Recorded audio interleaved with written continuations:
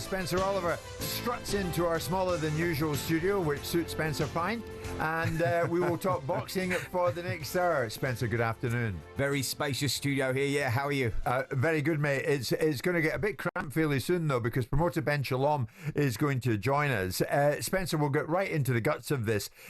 Fight night this Easter Sunday, Ben Whittaker takes on Liam Cameron, and that is live on talkSPORT. But 3 days out, it seems we're still looking for a resolution as to whether or not this is going to last 10 rounds or 12 rounds. What is the duration of this fight? Now, Liam Cameron's manager, Lee Eaton, was due to join us.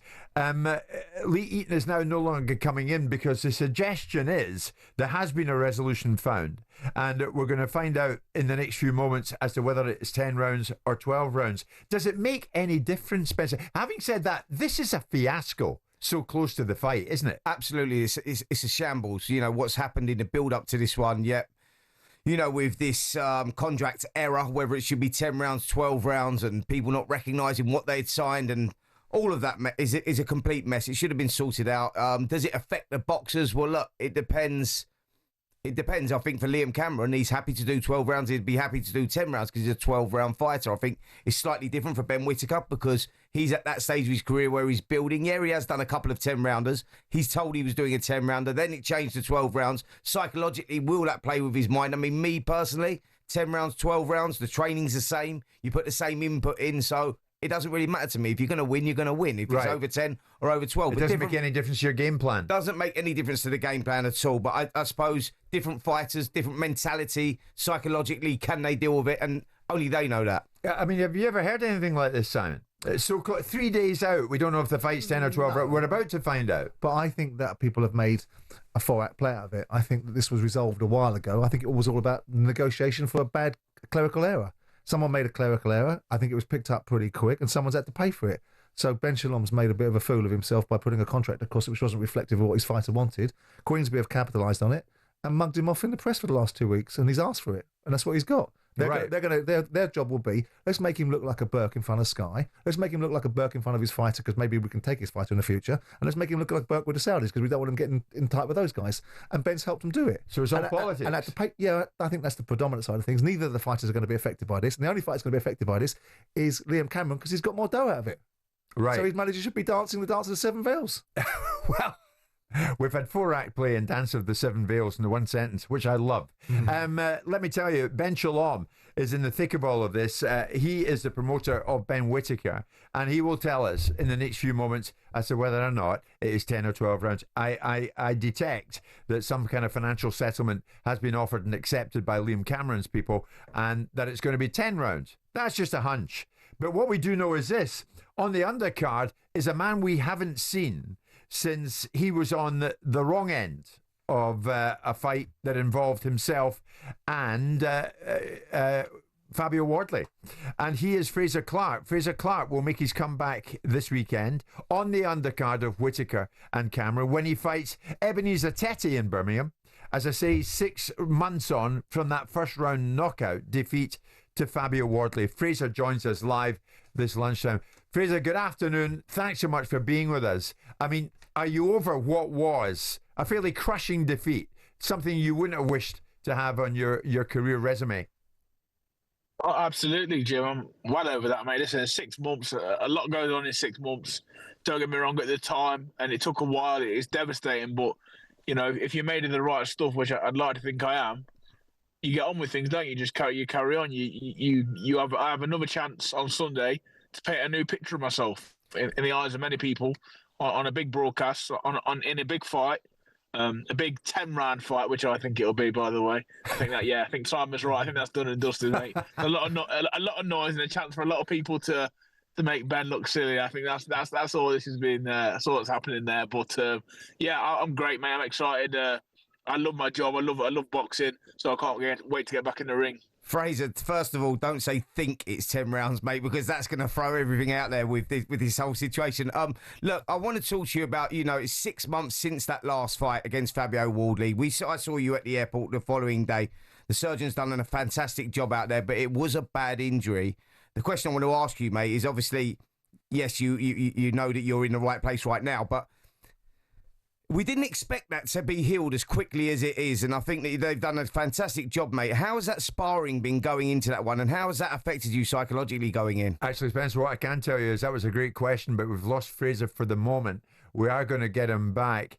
You were worried that we might not see Frazer fight again, Spencer, weren't you? Absolutely. That's why I asked the question. You know, he was very down at the time, as he should have been, because it was a crushing defeat and it was a terrible injury. I saw him, his wife, his family at the airport, actually, and it was one of those situations where he didn't know whether he was going to box again. He'd been, he'd been psychologically damaged from that. He was scared from the injury.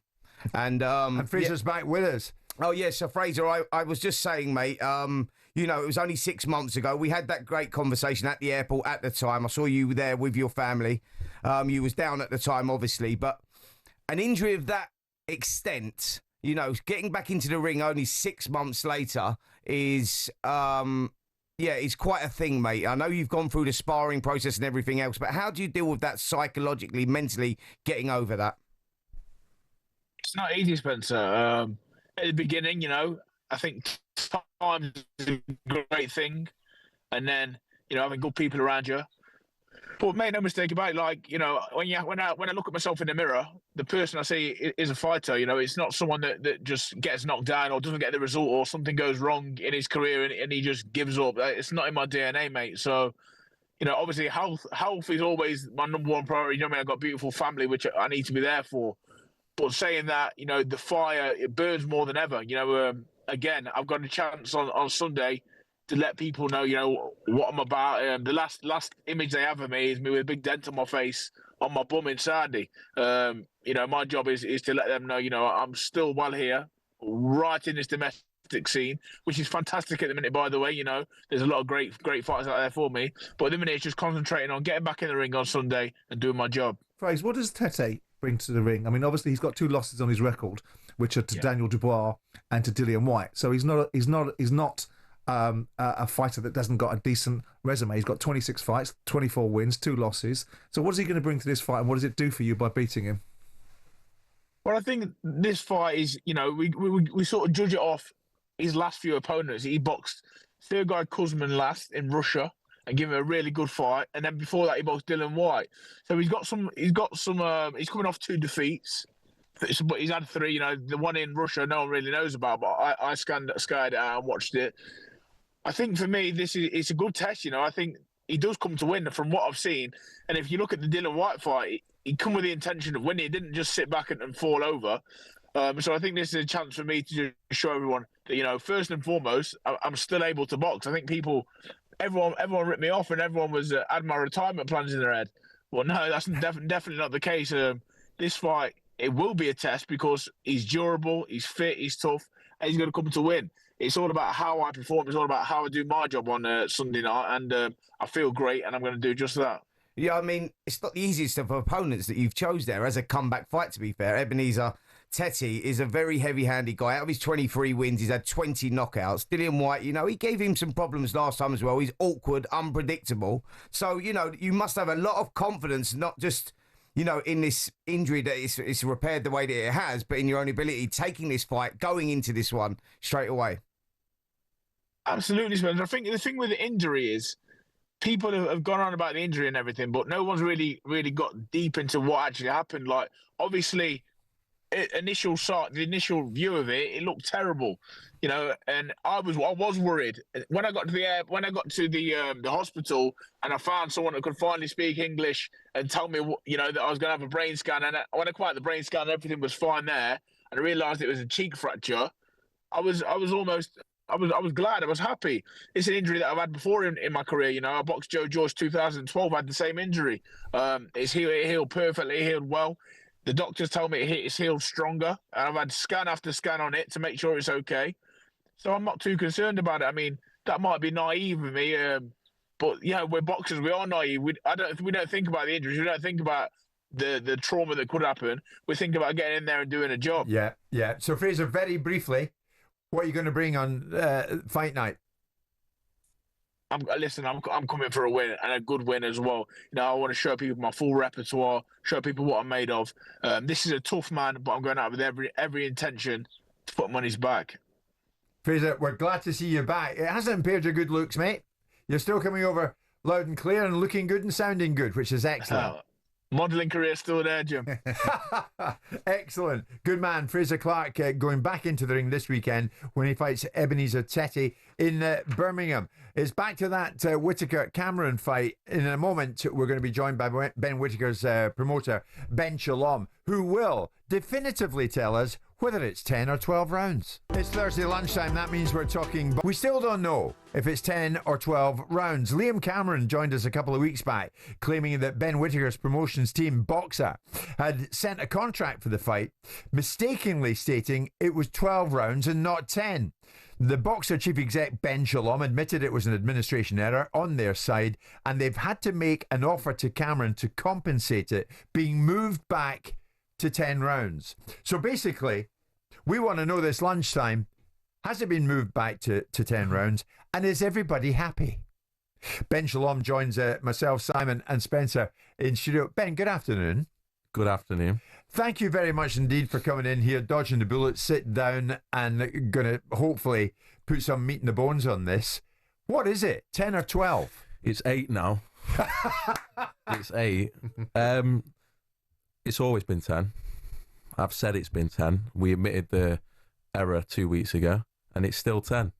I think it's now been agreed by everyone that it's 10 rounds. I know Lee Eaton was due to come on and has somehow pulled out today for the first time. But it's 10 rounds. They've had their fun with it. Look, we felt like this was dealt with quite a while ago. And I think they saw an opportunity to have fun with it in a PR sense. You're saying they've had their fun with it. But when he joined us the other day, Liam Cameron's promoter, Frank Warren, was none too happy with the backstory to this. This was Warren. Well, it's the most ridiculous situation, and Liam's absolutely right. He signed for, as did Boxer, for a 12-round fight. They've had this has been going on since mid-February. All this nonsense that's going on. It's unprofessional. It's a lack of respect to Liam. It's also a lack of respect to Ben, because he's negotiated his side for a 10-round fight. So I've never known anything like this in my time in boxing. And initially when they started all this, they tried to cut Queensberry out of dealing direct with our fighter. They went to the manager and tried to withhold information from us. So they haven't acted professionally whatsoever. And as Lindy just said, Boxer claims it can amend contracts without Liam or Queensberry's consent, and they've even threatened to legal action and repeatedly repudiate the contract. We have, or Liam has, and we have a signed contract, and that's the end of it. Ben Shalom is in studio with it. This has all been one big ugly mess, Ben. It's made for a big fight, I have to say, and hearing that, a couple of weeks ago, we were asked what made it 10 rounds. We agreed to it. We felt it was done. It was done that long ago.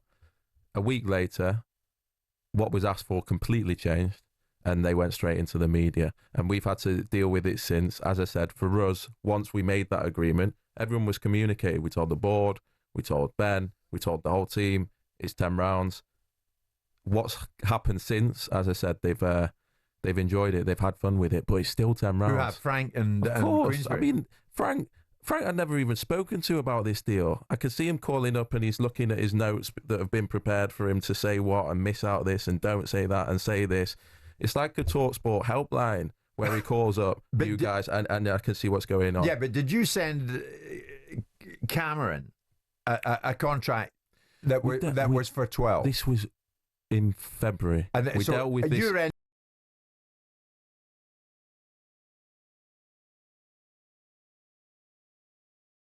We dealt with it, and then the carry-on has just been, look, we gave an opportunity for them, right? And they took that opportunity, they took that opportunity into the media. They knew what it was, and here we are. I mean, one of the things that Frank said on Tuesday, whenever it was he would have just wiped his mouth with it and gone with it. When you hear him say that wipe his mouth and get on, which means that you didn't want to wipe your mouth and get on with it, that you were dragging it out. What's your reaction to that? What was it? Did you wipe your mouth and get on with it? Did you do what they wanted to do? That's what I can't understand. They asked for something, and we said yes. We did what they asked. It should have been done. We met a deadline that they gave us. It should have been done. Right. That was it. So you feel they prolonged the controversy? And then suddenly, a week later, things change, goalposts change, media comes in, and they knew what they were doing. So when I hear wipe your mouth, that's what we did immediately. Right. And it should have been dealt with so long ago. So to make amends, you've had to pay Cameron and his people an amount of money to agree that it's a 10-round fight. I've got no. Is that right? Is that right? Yeah, I've got no problem. We agreed. Is that right? We agreed a couple of weeks ago that we would pay extra money to Liam Cameron, which I've got no problem doing. It's an absolutely massive fight, and he deserves every penny. Right. And that was dealt with. So how much you pay him? I can't get into that, or yeah, I can't get into that. It's a confidential agreement. What was the price of your mistake? It was, look, it's expensive. It was good. He's earned more money. I've lost some money. We dealt with it then. We moved on. What's happened since has just been an absolute farce. It's been farcical. It's a circus. But it's been purposeful to, as I say, we gave them an opportunity. They took it. And here we are now with an absolutely massive fight. Out of curiosity, Ben, I know you've talked about it briefly. Yeah. But why this is a big fight. He's a big fighter. You don't really want your relationship undermined with Ben Whittaker because people are looking around and with cover to size. How do you get to a position where you send a fight contract or provision of services agreement with a 12-round fight attached to it rather than a 10-round fight? How do you do that? Look, I don't want to throw anyone under the bus because ultimately I'm the boss of my business. We have administrative things going on all the time, different bout agreements here, different bout agreements there. 3 contracts, I think, were being negotiated at the same time: Riat Porakoli, TKV Adelaide, and Whittaker Cameron. They've obviously handed in a form that says 12 rounds. Everyone knew what it was. They knew it was a mistake straight away. Whether they changed it, who knows how it got through. It was realised within 2 days after. Yeah. And we notified them that Frank that was Warren's obviously made hay here. Simon, would you have done the same if you were Warren? Depends upon my relationship with the other promoter. I don't think they have a particularly good relationship. I like Frank and I like Ben, and I want them both to be successful. I'd like them to work better together at times, but Frank's kicked his backside because he gave him the opportunity to. Yeah, I think ultimately when I felt we'd agreed something, I felt, right, we've agreed something. It's in writing. We've done everything we would ask for. I'm moving on at that point.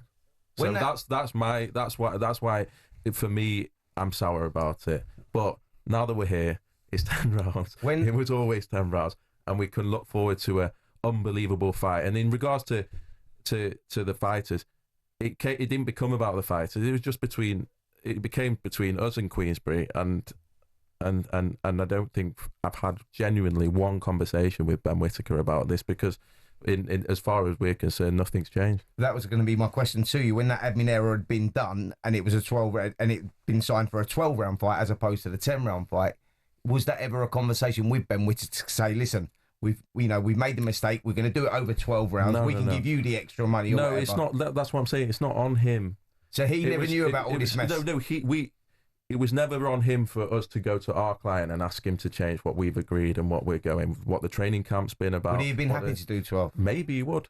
Maybe he would. But ultimately, we've agreed something with our client. Everyone knows what it was. So it's a 10-round fight. It was on us. 10-round fight. Thank God we've got that worked out at last. And you've had to give Cameron a few quid. You won't tell us how much, but a few quid. What can we expect? Look, it's bigger than I imagine. It's a talk of the boxing world. It's a huge fight. It's 2 guys with a lot on the line. Ultimately, in my opinion, it's Ben Whittaker within 9 fights having this amount of talk about him, whether it's for this reason or it's for that reason. It's off the scale. It's phenomenal. He's about to sell out an arena in 9 fights, headlining on Easter Sunday, which we expect record viewership for.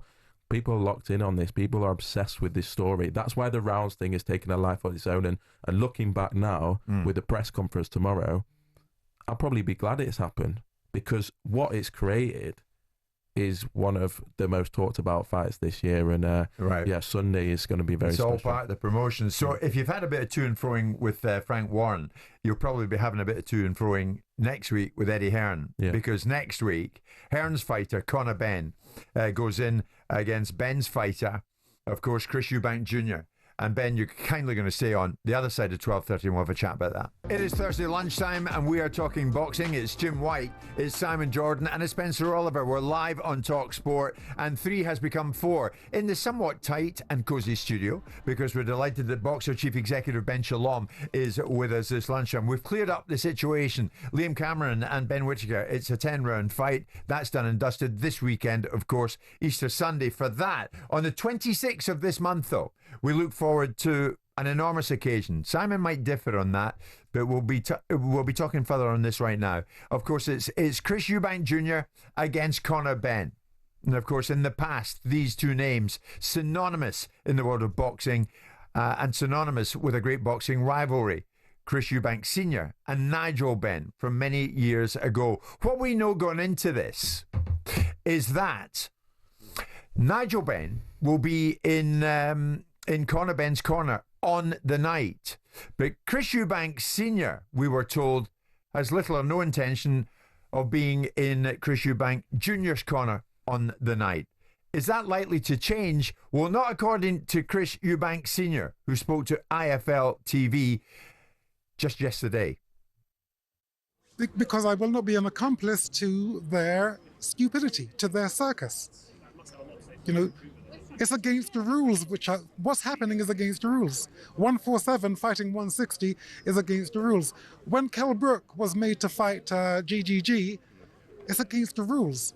You know, that boy had his eye socket smashed. This is what happens. The promoters, to them, it's just a game. But to the warriors, it's a way of life. Junior, you're smashing an egg against this guy's face. I taught you that. I didn't teach you that. Who taught you that? Did Karen teach you that? Who taught you that? That's disgraceful. I'm gonna stand in your corner. You must be mad. You must be mad. I would never be in your corner. You're a disgrace. You're smashing an egg in someone's face and then you're saying you're trying to justify it. There's no justification for that. There's nothing noble about that. That was Chris Eubank Sr. speaking to Seconds Out and IFL TV. It means what he says, Ben, doesn't he? It's a moment in time. I think they've got they've obviously had a difficult relationship recently. I think there's obviously a lot of emotions involved. I think ultimately, I think he's a little unfair there. But I think it runs deeper than what we can see. And for me, these sort of family, personal things shouldn't really be in the public. And that's something that you say behind closed doors. I'm not sure it's something to discuss in the media. Is he likely? It doesn't sound like it. Is he likely to change his mind? Does Chris Eubank Jr., your fighter, want him in his corner? He wants to win the fight. That's all he's focused on. He's now in a point of time where he has to block all the noise out. He's going into the biggest fight of the year next week. It's the biggest fight possibly of his career in terms of what's to come beyond it. He's not thinking about who's going to be in his corner. He's got his trainer. He's got Jonathan Banks. They've had an amazing camp and he's going to put on a demolition performance next week. But nonetheless, Simon, there's something sad about that, isn't there? But his father's right to some extent.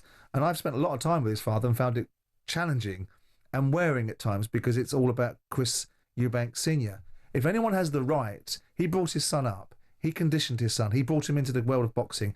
He carried a legacy and fought in a certain way. And if he thinks that slapping an egg in someone, we think it's funny. We think it's spectacle. We think it's about promotion. I think it was funny. Yeah, I do. But if I'm his father and I'm looking at what I represented, how I fought, how my legacy is being utilised as part of this fight, and I'm seeing my son become a sideshow attraction for notoriety and all of that stuff, I'd be disappointed too. Whether I'd say it in the public domain, but I don't think he's wrong. I don't think the idea about weight classes is prevalent as he makes it to be. There was a big concern about that because he was talking about when he got down to 157. Yeah, but he was also talking about Chris being in danger fighting at 160. He's a 168 fighter. And you go, well, if you look at the records, he hasn't boxed at 168 for a number of years. So you have to go back to George Groves. Yeah. You know, that was at them times. He's been competing at 160. That is the weight that he is at. So there's no concerns and health issues over that weight. And I think that Chris Sr. was alluding to that a lot as well. So Ben, fight week next week. We've seen the egg slap, whether it was the right thing to do or not. regardless of that, what on earth can we expect in the build-up to this? Well, it's must-watch TV, isn't it? It's the biggest fight I've ever been involved in. It's the biggest fight that will happen this year. The numbers are honestly astonishing. We think it's going to break some pay-per-view records in this country. The tickets are sold crazy. This is just a Tony Bellew was telling me about the waiting list. It's a special story in British boxing, in my opinion. It goes back for decades, and now we have a real rivalry. I think going back to the egg slap, I personally think that's very unfair what Senior has said. I think what was unfair was Chris Eubank Jr. making a weight he never made before and having a guy fail 2 drugs tests before a fight. Yeah. And to make light of it by saying by cracking an egg because that was the excuse given is probably a very gentleman way of dealing with such a serious situation. So I disagree there. But that's I think not true. It's not why? true because Conor Benn never made the excuse about eggs. The WBC did that. Conor Benn has never once, in fairness to Conor, ever said that it was eggs. It was the WBC that manufactured an outcome. Eggs aside, he could have reacted in a much more violent and difficult way in that situation that he was put into. He made light of a very serious situation. But again, with respect, Ben, this has now turned it into what Chris Eubank wants to do, fight for money. This notoriety, this passage of time, has doubled the take on this fight. Mm-hmm. So Chris Eubank should be thanking the situation rather than turning it into what he turned it into. I'm not sure. Ben, we look forward to it. And just to be clear, Cameron Whittaker is 10 rounds, right? I'm joking. It is a 10-round fight, and it's live this Easter Sunday on talkSPORT. Ben, thanks for being here today. When we come back, the other side of this break, former WBA featherweight champion Leigh Woods will join us live in studio. Well, quite simply, there aren't enough minutes in the hour this Thursday lunchtime for the boxing hour because there's so much to cram in. But cram it in we will. We've spoken about Cameron Whittaker. We've spoken about Ben Eubank Jr.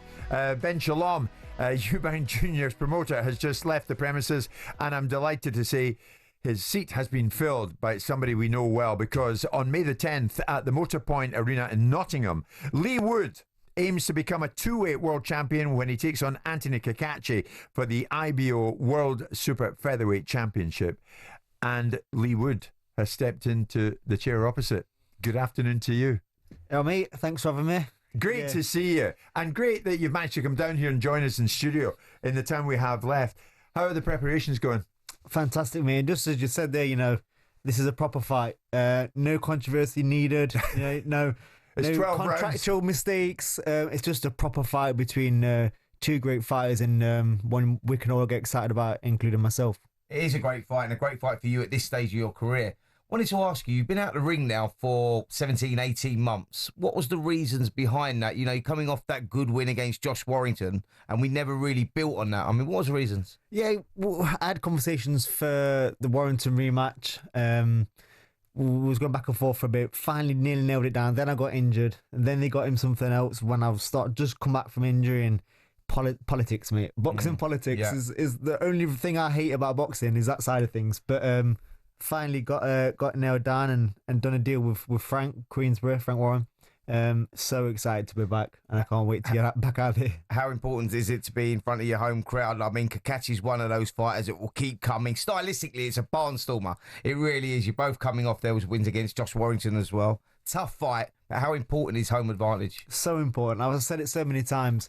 My supporters, not just Nottingham now, because I've sent tickets from all over the country, Scotland, all over Ireland even.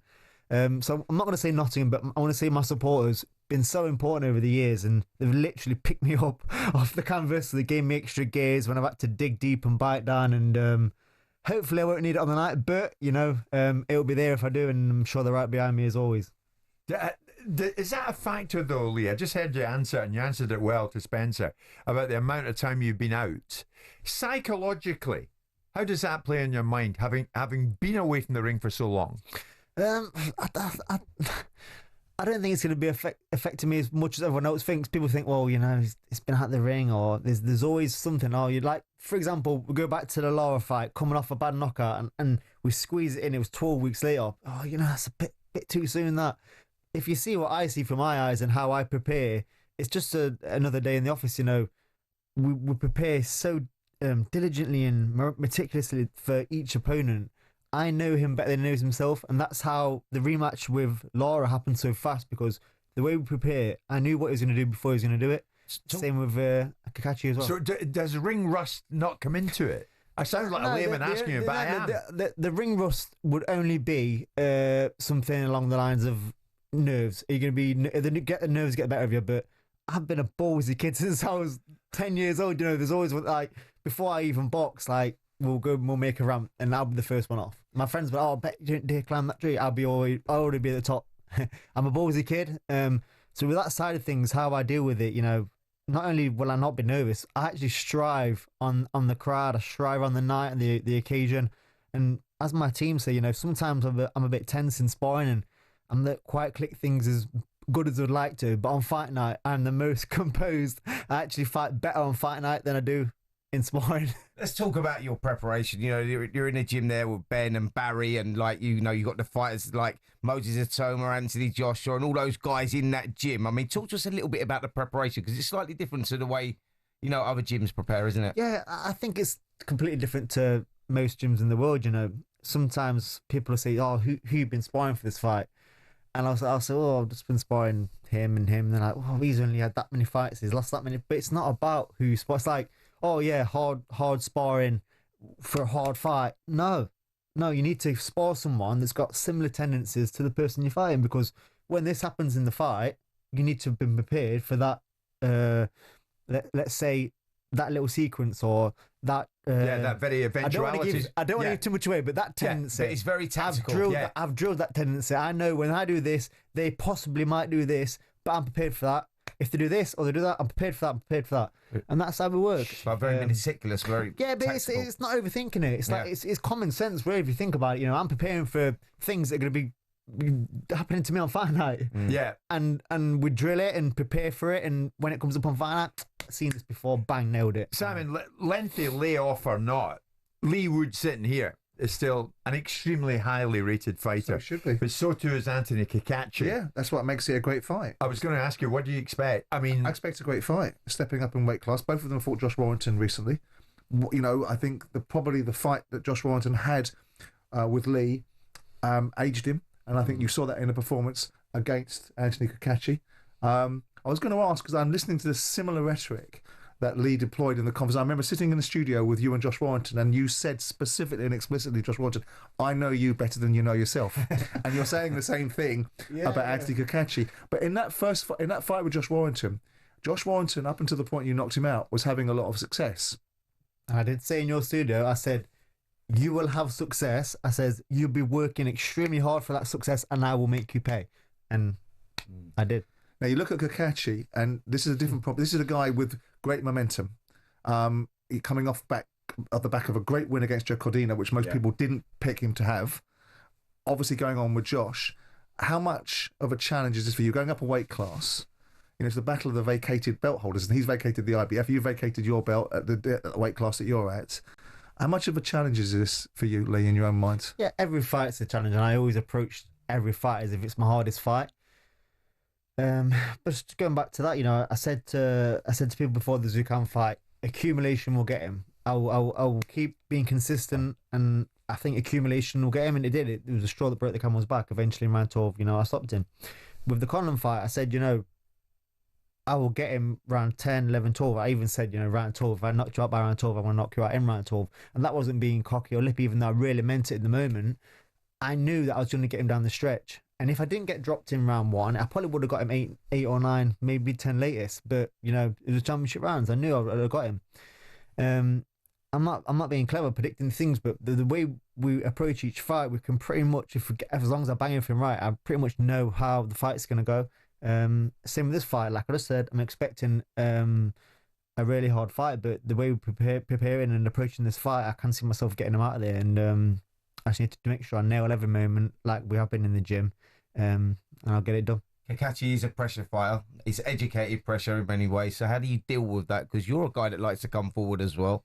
You know, you got to keep your head, haven't you? Like boxing in front of your home fans, it's quite easily to get carried away and get wrapped up in that moment. So you have to stick to the game plan. How difficult is that? It is difficult, but my team is so good. they said that for the Zukan fight. They said, the only way you're going to get this wrong is if you get too carried away. So there's going to be there to hit. You're going to be selling this, selling that, but you can't get carried away. You can't work too hard because 12 rounds is a long time.